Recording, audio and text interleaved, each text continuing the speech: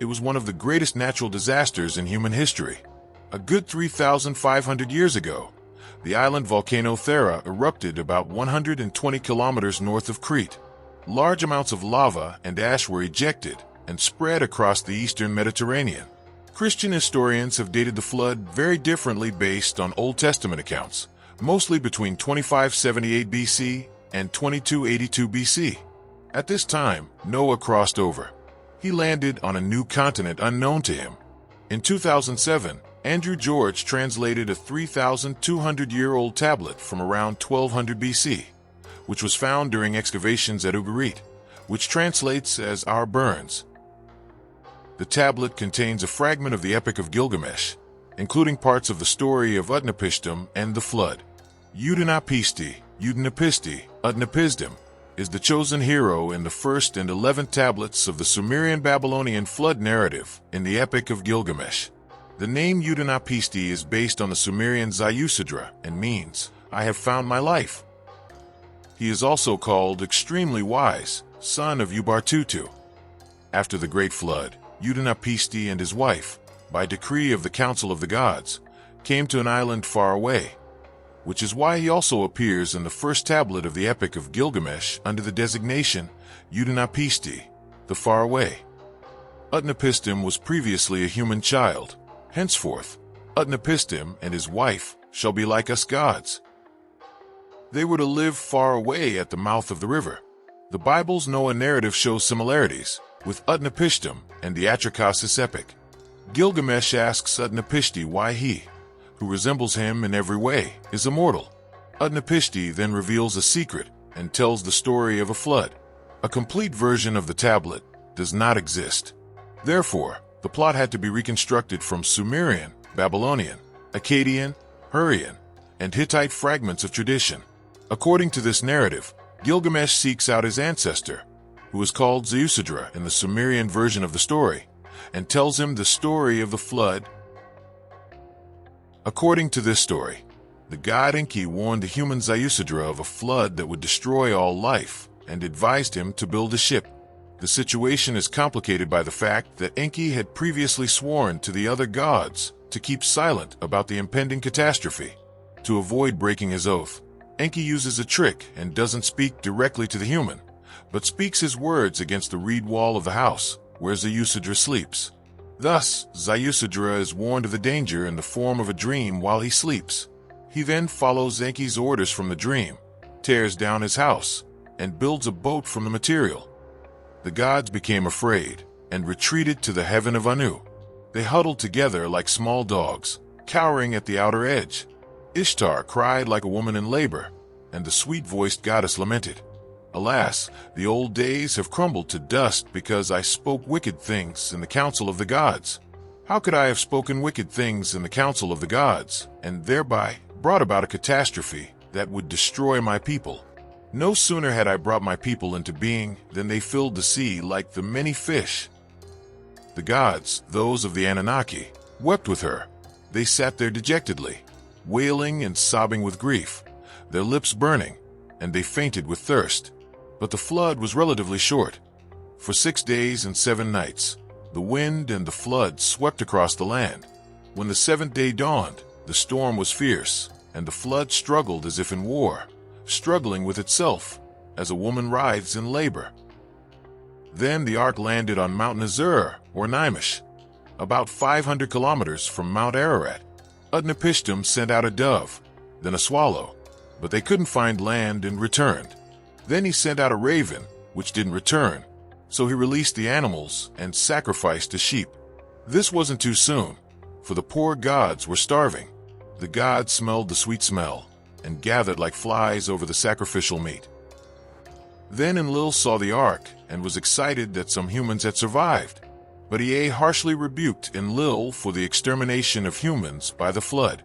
Enlil then granted Utnapishtim and his wife immortality and assigned them a place to live at the mouth of the rivers. It was here that Gilgamesh found him and heard the remarkable story. First, Utnapishtim tested whether Gilgamesh was worthy of immortality by depriving him of sleep for 7 nights. But Gilgamesh was too exhausted and fell asleep. Utnapishtim asked his wife to bake a loaf of bread every day and place it next to the sleeping Gilgamesh.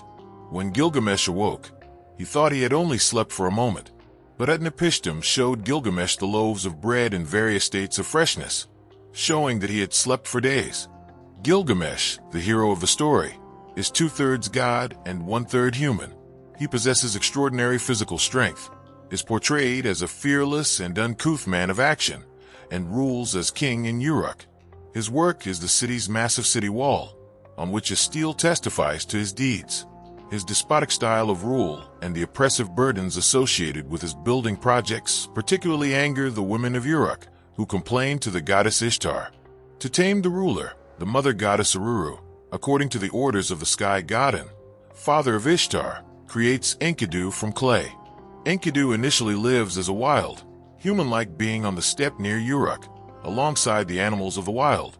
Gilgamesh learns of Enkidu through 2 dreams. Gilgamesh's mother Nin-Sun, interpreter of dreams and knower of the future, warns Gilgamesh of the impending arrival in Uruk of Enkidu, who will later become his brother. Gilgamesh is pleased by Ninsun's message and eagerly awaits the arrival of his homo pal, Enkidu. Gilgamesh and Enkidu embark on many adventures together, but one day the gods kill Enkidu.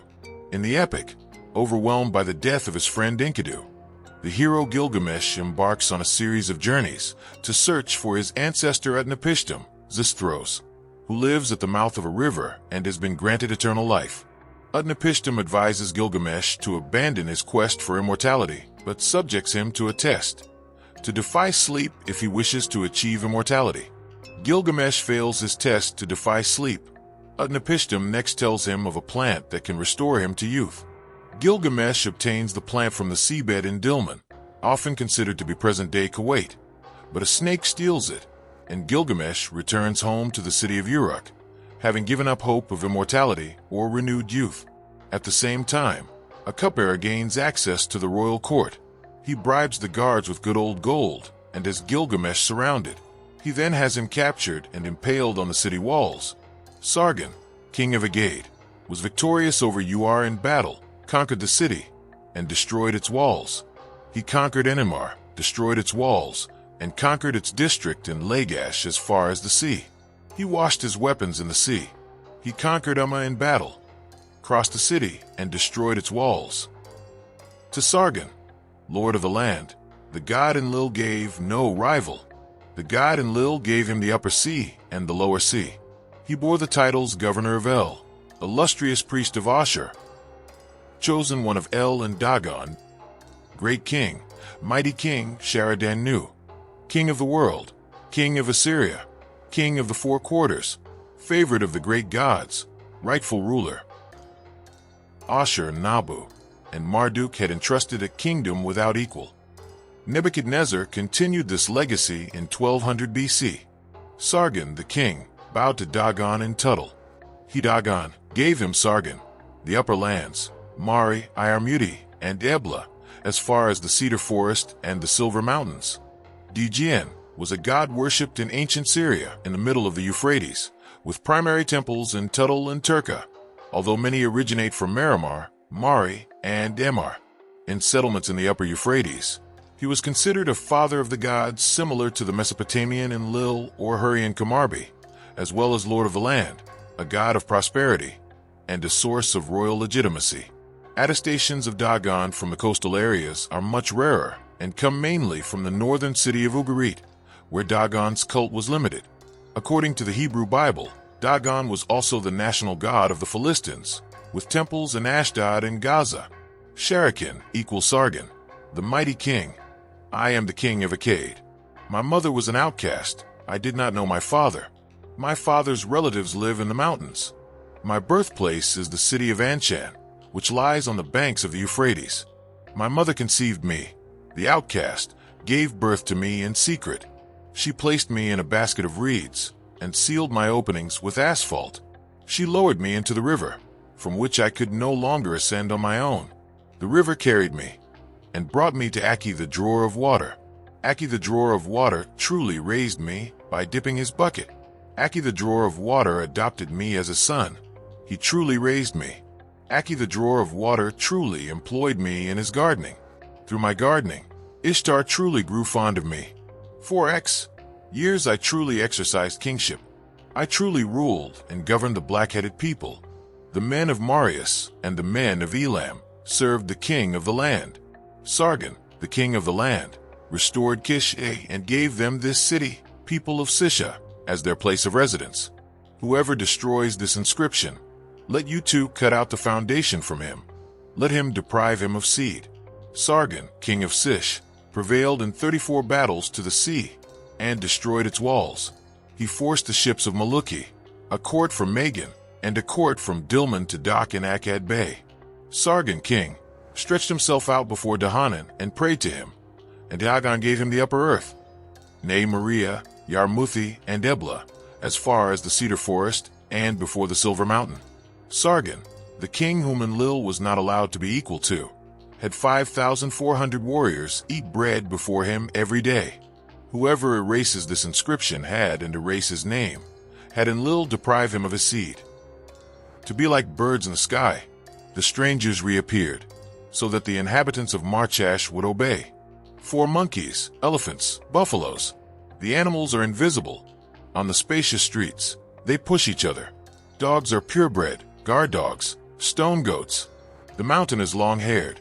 Inanna never slept a clean night. At that time, she filled the bastards of Akkadas with gold, the granary filled with silver.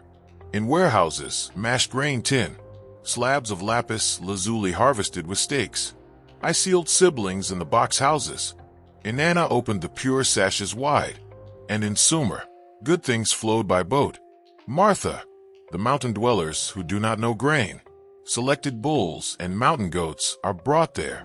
Malukids, dwellers of the blacks, the curiosities of foreign lands are brought. Elamites and Untaris, like pack donkeys, good things count. Sargon, king of Akkad, came to power during the reign of Ishtar and never had rivals or equals. He spread his immense glory throughout all lands. In the east, he crossed the sea. In the 11th year, he conquered the western lands to their farthest limits. He subdued them with a single might. There he erected statues and rebuilt the sacrifice in the west on barges.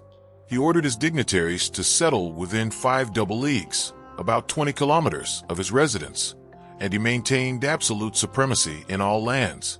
He rose up in Kassal and turned Kassal into a heap of ruins, so that there wasn't even a burr for the bird.